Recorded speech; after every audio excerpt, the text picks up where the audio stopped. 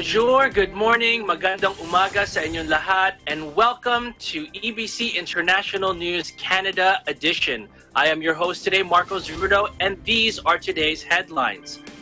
The federal government's message to all, cooperation.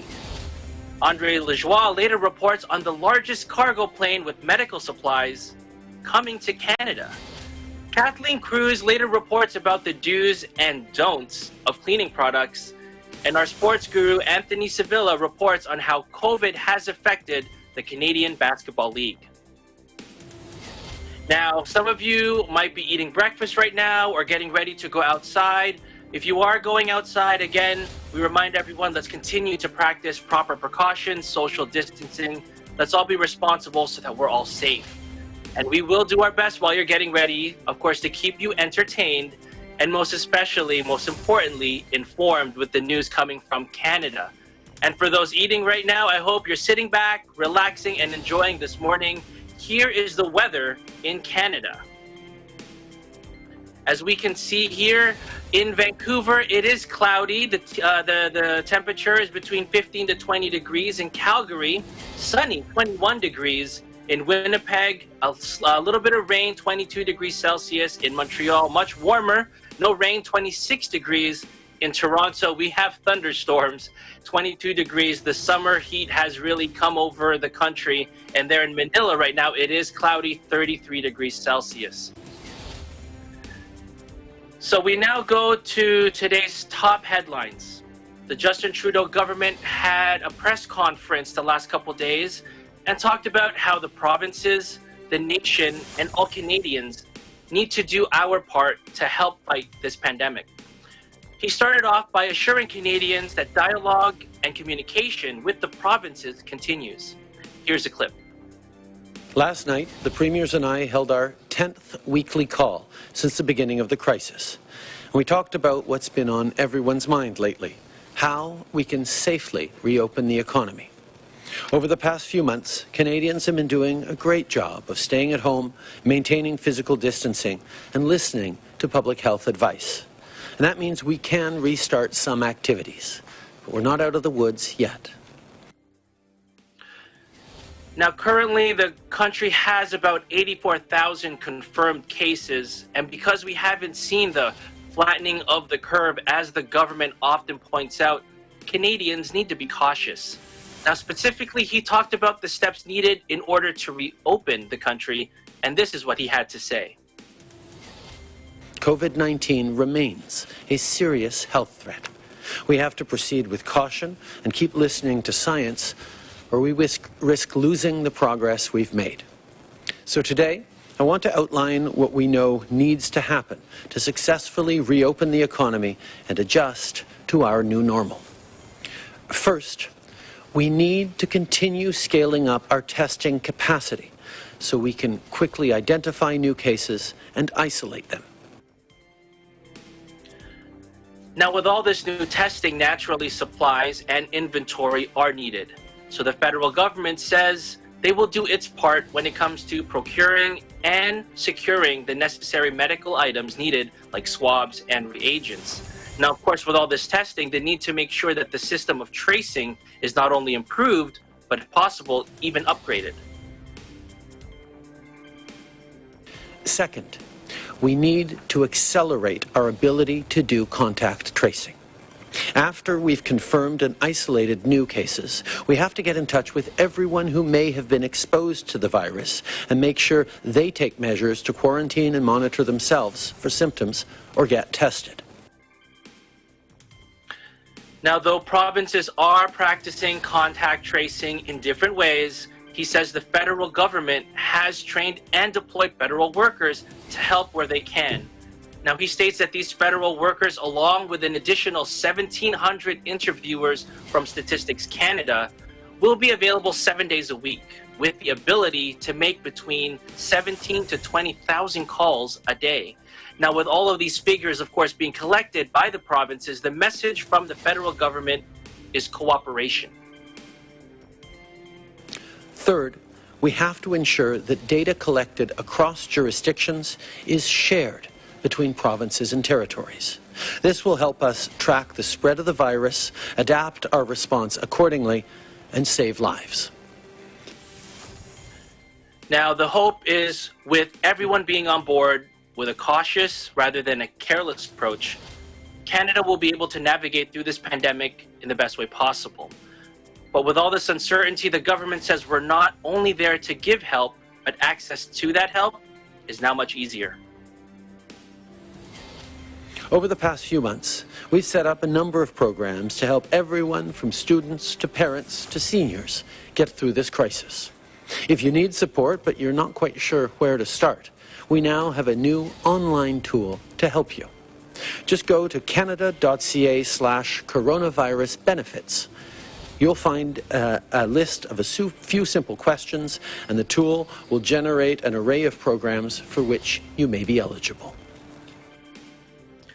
Now, this is wonderful news, as it's one less step to take for all of us, especially for those potentially vulnerable and already vulnerable Canadians affected by this crisis. Now, of course, with all the stress and anxiety going around, an unfortunate and what seems to be more and more predictable reaction by some in these times is the act of xenophobia, hate, and racism, specifically discrimination towards Asians. And Trudeau addressed the situation with the following statement.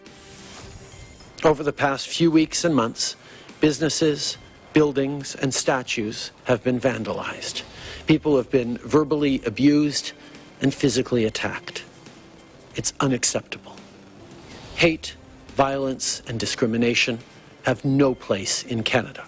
This is not who we are as Canadians. I want to thank those who have stood up against violence and exposed what is happening in our communities. We need to speak out against racism wherever it is found so we can stop it. To Asian Canadians across the country, know that we all stand with you. We will not let hate divide us. Merci tout le monde. Now, Trudeau was specifically asked later on about his message of wanting more testing. Is that possible, or is this just a hope? We have, from the very beginning, highlighted how important it is to increase testing capacity. We have currently a testing capacity around 60,000 tests a day, but that capacity hasn't been reached yet anywhere in the country because we have a number of provinces that don't have to augment all that much their testing capacity because things are under control. But everyone needs to be ready in case there is a surge, which is why we're moving forward on ensuring that there is that testing capacity, and we continue to ramp it up. Trudeau later added that unity with all political parties at this particular time is what Canadians want. And they're getting that when it comes to upholding democracy and Canadian values.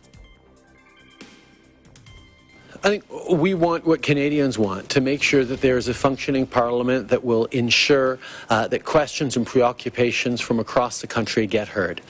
There are certainly non-COVID things we could be moving forward on, but I think the focus will always need to be on this exceptional situation we're in and our government's and our country's response to that. Those discussions continue to be ongoing, and I know that all parties are united in wanting to ensure that we continue, as we have been, to demonstrate that our democracy is strong and our institutions are functioning, not just despite the crisis, but because of the crisis. Now, especially with the summer-like weather hitting various parts of Canada, and with everyone wanting to get out of their homes from all of this lockdown, these measures and messages coming from the government seem to be there to encourage unity and cooperation from all Canadians from coast to coast to coast. Now, we can say here in Toronto, there is that kind of feeling when it comes to the people of Toronto. They recently opened up the parks and the retail stores, and everyone is going out doing their best to be responsible while they are doing whatever they want to do, whatever they need to do when it comes to just going on their daily business. And hopefully, as we continue to follow these rules, as we continue to obey these measures, we will be able to navigate through this pandemic safely. After the break, we report again on the largest cargo plane with medical supplies coming to Canada. We ask cat crews the do's and don'ts of using cleaning products and how the pandemic is affecting the Canadian Basketball League. You are watching Eagle News Mornings from Canada.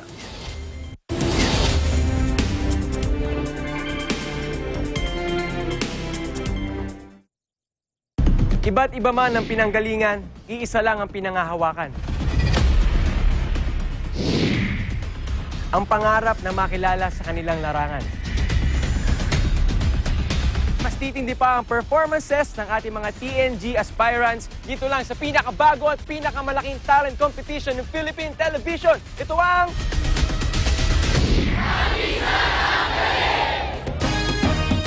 Tagisan ng Galing is presented by SMC Infrastructure, building a better world. Sandig sugar-free white coffee, puno ng white coffee taste without the sugar, kaya lower calories. Try mo na Sandig sugar-free white coffee. Sarap ng white coffee, now sugar-free.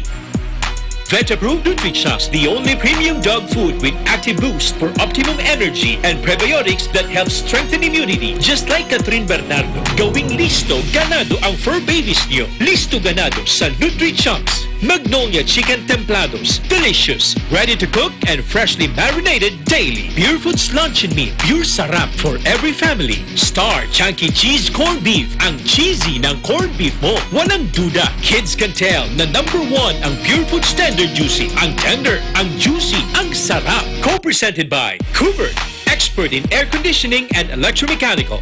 Also engaged in structural, electrical, fire protection, plumbing, and sanitary services. Cooper, your ultimate MEPS and air conditioning solutions. Unlad Incorporated International, fight against global poverty. New San Jose Builders Incorporated. Canrib Corporation, your ventilation and air conditioning specialist. Vita Herbs Philippines Green Coffee, masarap, mabango, at healthy pa. Puerto Rico Resort and Convention Center, Cabiao, Nueva Ecija. I love Puerto Rico.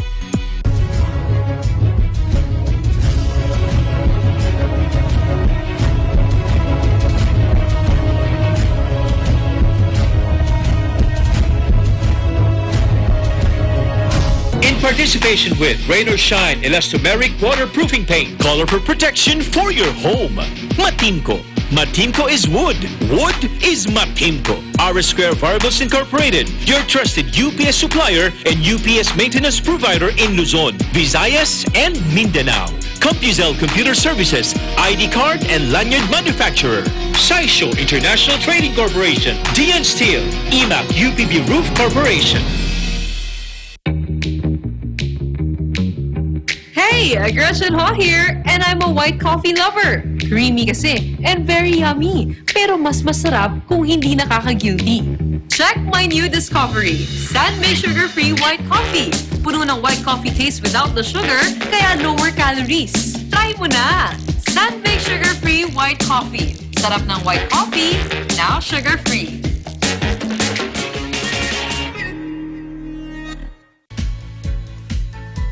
The Bulacan Bulk Water Project is a treatment facility that will provide bulk water to the 24 municipalities of Bulacan to meet the increasing water demand of its residents.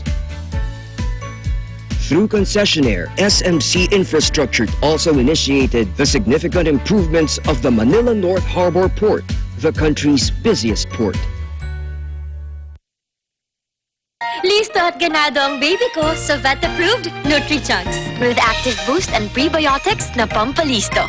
Made with real meat, with essential nutrients to help them grow healthy and happy. Listo, ganado sa Nutrichunks. Ikaw lang ang star ng buhay ko. Para sa akin, perfect ka. Ibang klase ang sarap ng corned beef mo. Ang cheesy ng corned beef mo.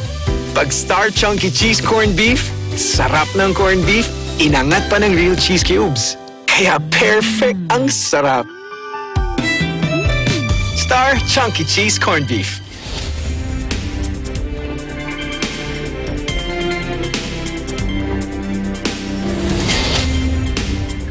Welcome back to Eagle News Mornings from Canada. We now go to Eagle News correspondent Andre Lajoie, who reports on the largest cargo plane arrival in Montreal to deliver medical supplies. Hello, Andre. Good morning, Marco.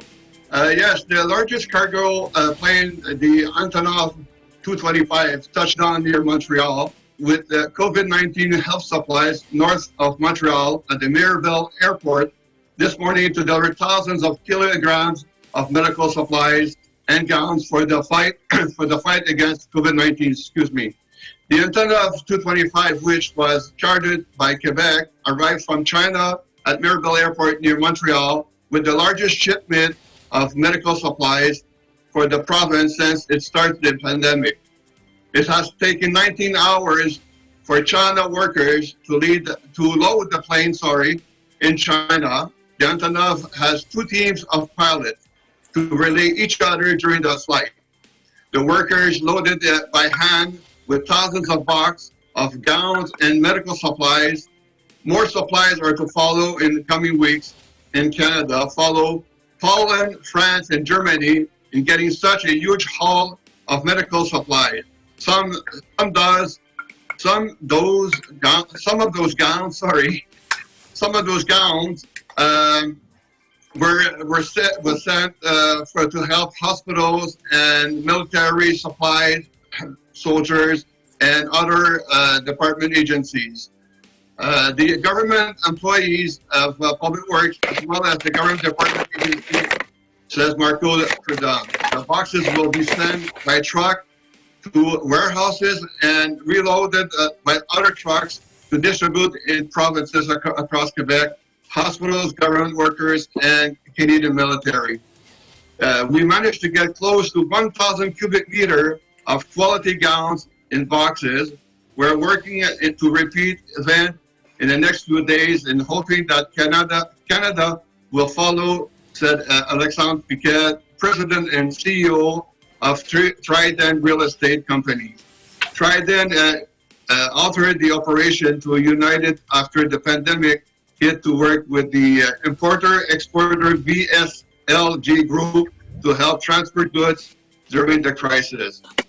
Since we have a good relationship all over the planet, we decided to unite them and find the quickest way to bring what the country lacked the most, said Tricia. The Antonov will be leaving Mirabel Airport tonight, and more planes like the Antonov will be coming back soon with more healthcare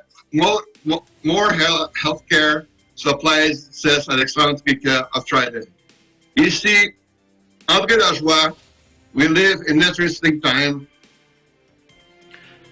Thank you for that report, Andre. Now, when we listen to the coverage, it seems like Quebec has had more struggle when it comes to dealing with this pandemic. So it must be really great news that Quebec is getting all of this supplies. It's fantastic news, Marco. The supplies was very much needed across Quebec. As you know, Montreal is a red zone for the pandemic right now, one of the hottest zones, as well as Ontario. So the supply was really coming in a good timing, because of the supply was getting shorter and shorter by the week coming. So where you're located right now, Andre, how is it there? How is the situation when it comes to dealing with this pandemic? Are you all on lockdown and really no one is going around, or is it's a little more free? Yeah, it's pretty much 50-50. There's I noticed today when I was downtown and walking around, there was not that many people around, but in the parks you could see that there's a lot of people coming out, biking, or being in the water, canoeing and things like that, using their boats. So people are coming out, and also they're really taking care of themselves, using their masks to protect themselves as well too. So it's pretty good. And some people, well, as you know, also people are still scared about the pandemic. So some of them they're still home for sure to prevent anything. Yes. Well, thank you very much for that report, Andre. You take care of yourself. Thank you very much, Marco. We now go to the other side of Canada, the West Coast, BC, where we are now going to talk to Kat Cruz about the do's and don'ts about chemical use and dealing with COVID-19. How are you, Kat? Thanks, Marco, for having me today. How are you? Not too bad. So when we talk about using cleaning chemicals to fight COVID-19, can any chemical destroy COVID-19? Thanks for the question, Marco. So there have been a lot of research stating that SARS-CoV-19, or commonly called coronavirus, can live on surfaces for hours to days on variety of materials. How would we destroy the virus that lives on surfaces? Well, the coronavirus, as you can see, is an envelope virus with a protected lipid coating. So what is lipids? So lipids are made of fat. Imagine if you touch a petroleum jelly or a wax on your hand, you can't just remove it with just water. You'll need surfactants like soap or alcohol-based products to disintegrate the lipids. If you destroy that coating, it will be stripped off from that envelope. The virus won't have the spikes to attack the host. For cleaning products, ammonium-based products are also suited for cleaning and disinfections. They are also vulnerable to bleach and oxidizers like hydrogen peroxide, just like our skin can also be exposed to chemicals. But we have to understand that they're just more than that. We need to know the concentration of the chemical. Is it safe to, is it enough to deactivate it? Number two, is the contact. There should be a minimum contact or amount of time for it to be destroyed. Sanitizers, for example, you need a minute for about concentration of 70% to destroy the virus. First, it is also critical that the people understand that the difference between cleaning, disinfecting, and sanitizing is well understood. Because cleaning, it just removes all the dirt. Sanitizing, it lowers the number of germs on the surface, and disinfecting, it kills the germs using antimicrobial cleaning products. I mean, all of these different chemicals that you just said, Kat, it's readily available for anyone to buy, right? Anyone to get. So there's probably that temptation. Well, why would I want to buy the name brand product? I can just go on YouTube and make it myself. You know, these kinds of do-it-yourself chemicals or sanitizers at home. What do you think? Is it safe? Well, I work as a professional chemist, and I know there are a lot of DIY stuff there. There are a lot of DIY recipes available online for us, especially when everybody is buying off-shelf chemicals, and there's no more available for the consumers to buy, right? So, like, for example, they've been buying hydrogen peroxide, mixing it with aloe vera, witch hazel, and then mix it with alcohol. I don't recommend it, Marco, because as a chemist, it must be done appropriately. You know, that's why we buy it off from shelves, because these companies know what the formula is. Even though there's availables online, like how can we assure that those posted online are checked by chemists, right? So measurements are very important to get the right concentration. During the pandemic, World Health Organization actually released a recipe that the industry can follow. So we have to be very careful when we're actually researching for DIY recipes. When we make them at home, you have to check the concentration, as I said, using alcoholometer. So it's not just like mixing these components together, right? So for example, if we put too much glycerol or aloe vera in it, it can cause allergies. And stronger alcohol content can evaporate quickly and may not be able to kill the germs that we needed to kill the coronavirus when we touch surfaces, right? So we have to be very careful. Another thing also is when you're mixing chemicals from the shelf, bleach, for example, I've seen, you know, you can just like go back to your high school chemistry base, or which is a bleach, must not mix to any acids. So I've seen people mixing bleach with vinegar or ammonia. Ammonia chemicals are like those window cleaners, toilet cleaners, and they just mix them together. It should not be done because it will react and it will release toxic chemical gases, for example, a chlorine gas. And those things can damage your lungs. You know, that's why chemists have fume hoods in their laboratory, because when they mix chemical, it has to have a proper ventilation as well. So bleach is also corrosive, and we buy them off shelf. Usually they're about 5 to 7%. I can give you endless tips, but the most common practice that people have been doing at home is when they're mixing bleach, always add bleach to water. Why did I say that? Because when you do it differently, sometimes they cause reaction, and we don't want to cause reaction. So Another tip that I wanted to give to our viewers is that when you have 1,000 ml of water, mix it with 20 ml of bleach. That should be enough to clean our surfaces in our kitchen. So it's a good concentration to clean the surfaces that we use at home, so that if it's stronger chemical bleach, it might be dangerous when we prepare food. So hydrogen peroxide cleaners are also there, and you don't need to dilute them. So we have to be very careful in handling these chemicals, because not handling them with containers can also mix it with the reaction, and only the common practices do not mix chemicals if you're not sure. So basically, I gotta throw in all my do-it-yourself sanitizers that I have at home. All right, so that's good advice. Don't use it, throw them out. So quickly, Kat, when it comes to these different kinds of do-it-yourself chemicals or sanitizers, you know, we all want to do this stuff at home. We shouldn't do it at home. There are reopenings of restaurants, retails, making sure they're all safe. But when it comes to making sure the viewers understand these kinds of chemicals in places where they prepare food, what can you say about that? Yeah, so restaurants are reopening, and everybody's practicing good hygiene and cleaning surfaces, which is awesome. Like, we needed to be very careful as well when we're using chemicals, because I was reading an article the other day, and there was a spike of poison, food poisoning, because of overexposure to household cleaners. Not only that, they're putting a super concentrated bleach, for example, mixing it with like 1 cup of tons of bleach with the water, which you don't know the concentration. Yeah. We have to be very careful, because even when you prepare the chemicals and you do not label them, especially when you have children at home, we make sure that we label them and we keep it out from the reach from our children. So everything must be labeled. We must be using protective gears, and we always have good ventilation. And, just be aware that these chemicals are there, and they can be harsh when improper use. So yeah, that's it, Marco. Well, there you go, everyone. From Kat Cruz, something very informative and interesting when it comes to handling COVID-19 and with chemicals. Thank you very much, Kat Cruz. Looking forward to seeing you again. Thanks, Marco.